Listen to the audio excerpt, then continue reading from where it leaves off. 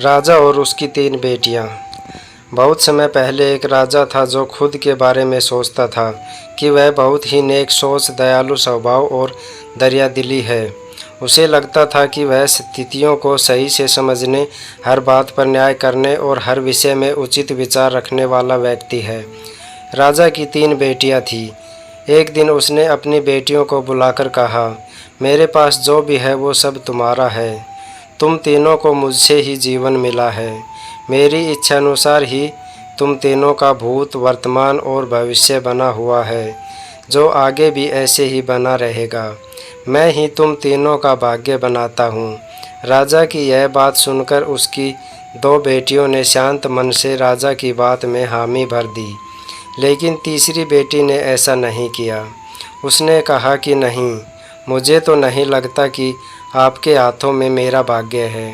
राजा यह सुनते ही गुस्से में आ गया।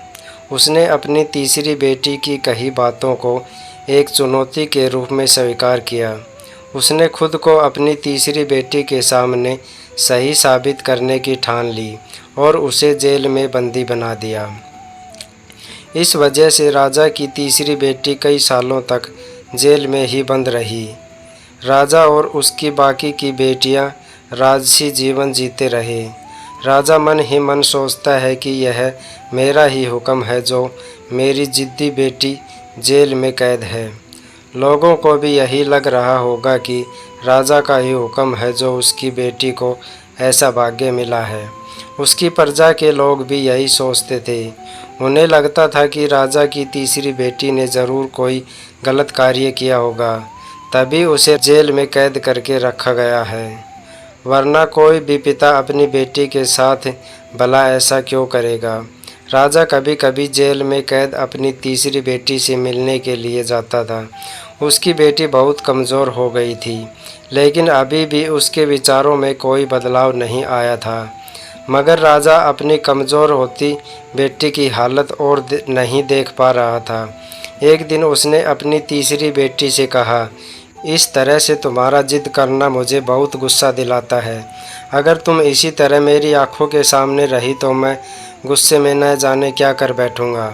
मैं तुम्हें मौत की सज़ा भी दे सकता हूँ, लेकिन मैं एक अच्छे दिल का हूँ, इसलिए मैंने सोचा है कि तुम अब मेरे राज्य के पास के ही एक जंगल वाली ज़मीन पर जानवरों के साथ रहोगी।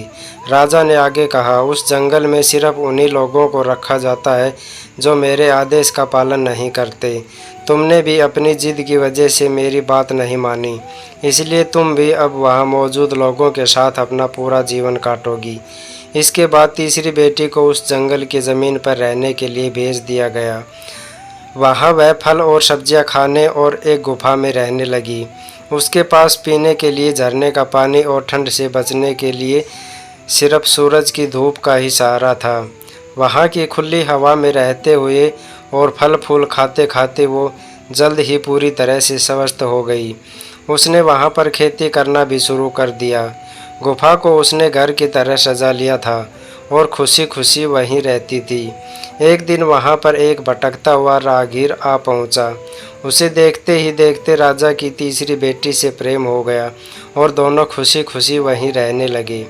उस जंगल में उन दोनों के अलावा और भी कई लोग रहते थे, जिनकी मदद से उन्होंने उस जंगल को एक शहर के रूप में बदल दिया।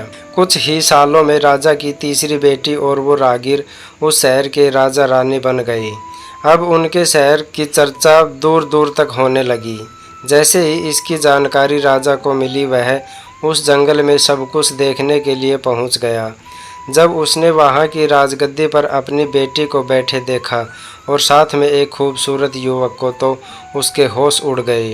राजा की बेटी ने अपने महल में अपने पिता का पूरे सम्मान के साथ स्वागत किया। उसने अपने पिता से उसके बुरे बर्ताव व फैसले के लिए कुछ भी नहीं कहा। जैसे ही राजा वहां बैठा तो उसे एक आवाज़ सुनाई देने लगी, जो कह रही थी कि हर इंसान स्वयं ही अपना भाग्य बनाता है, कोई अन्य इंसान किसी और का भाग्य नहीं बना सकता। इसके बाद राजा को स्वयं ही अपनी गलती पर पछतावा होने लगा और उसने अपनी सभी बेटियों को अपने भाग्य से आज़ाद कर दिया। उसने अपनी तीनों बेटियों से कहा कि हर व्यक्ति खुद ही परिस्थितियों के अनुसार अपना भाग्य अच्छा व बुरा बना सकता है।